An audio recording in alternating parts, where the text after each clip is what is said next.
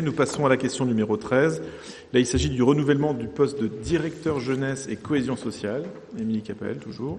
Oui. Donc, compte tenu du départ du directeur jeunesse et cohésion sociale, qui était en juillet 2017, il est proposé le renouvellement de ce poste à temps complet pour réaliser les missions suivantes: la gestion managériale du service, le développement du travail partenarial, la mise en œuvre et l'évaluation des dispositifs contractuels et des projets de la direction, l'accompagnement à la définition de la politique éducative et sociale de la collectivité. Cet emploi pourra être pourvu par un fonctionnaire de catégorie B de la filière animation au grade de animateur principal 2e classe, animateur principal 1re classe. Il pourrait être pourvu par mutation ou nomination de lauréat de concours. Le coût du poste est environ de 48 000 €.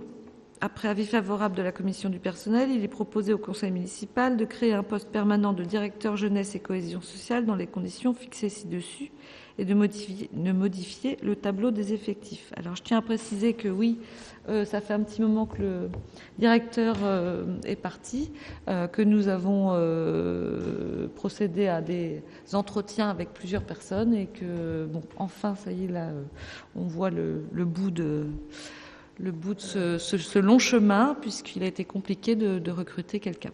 Voilà. Alors, il y a Nicolas Ferrat qui veut prendre la parole. Oui, très brièvement, je voudrais juste saluer le travail des agents référents des 4 pôles et de l'ensemble des agents et animateurs du centre social qui ont réussi à passer cette épreuve qui est toujours un temps difficile quand un service travaille sans chef de service. Donc je profite de cette session publique pour les saluer chaleureusement pour le travail qu'ils ont fourni en plus pendant cette période où ils n'avaient pas de chef de service. Merci Nicolas, c'est tout à fait vrai. C'est vrai que nous avons, alors pour revenir sur ce que disait Émilie il y a quelques instants, nous avons joué de malchance, si je puis dire, puisque c'est le 4e en fait entretien que nous avons organisé pour pouvoir trouver la perle rare, c'est bien un grand mot, mais en tout cas trouver un candidat suffisamment motivé à la fois par le poste, mais aussi, il faut bien l'avouer, par les rémunérations, puisque c'est bien souvent l'élément déclenchant. Or, comme nous sommes vigilants à ne pas non plus exploser notre 0,12, nous ne pouvons pas satisfaire les exigences salariales de certains candidats qui parfois évoluent dans un autre secteur que la fonction publique territoriale. Donc voilà. Et puis on a une strate de communes qui n'est pas toujours évidente pour ce type de poste. Voilà, y a-t-il des prises de parole souhaitées? Monsieur Morazin. Une petite remarque que j'ai faite lors de la commission.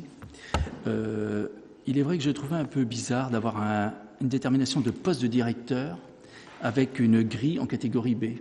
C'est vrai que là... C'est parfaitement possible. Oui, non, mais je l'entends bien. Alors, c'était le cas de Guillaume Martin, de l'ancien directeur, qui a pendant longtemps été en catégorie B, qu'on avait réussi... on avait réussi à ce qu'il atteigne la catégorie A, mais après l'avoir présenté au moins, plusieurs fois aussi là à l'avancement. Donc non, c'est vraiment pas rare du tout dans cette catégorie d'emploi. Dans le social particulièrement, il y a énormément de professions qui ne sont pas reconnues catégorie A, mais bien catégorie B, pour autant qui ont des responsabilités importantes.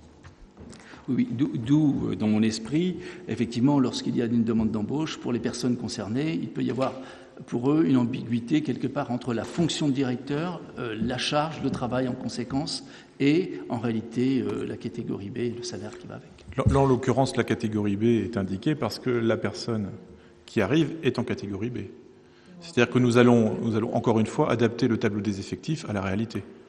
C'est simplement de cela dont il s'agit. Et en effet, dans quasiment toutes les filières de la fonction publique territoriale, des postes à responsabilité et, pourquoi pas, de direction peuvent être confiés à des catégories B. B+, bien évidemment. Voilà, je pense qu'on peut passer au vote si vous le voulez bien. Y a-t-il des votes contre? Je n'en vois pas. Des abstentions? Je n'en vois pas non plus. Donc, unanimité sur la question numéro 13.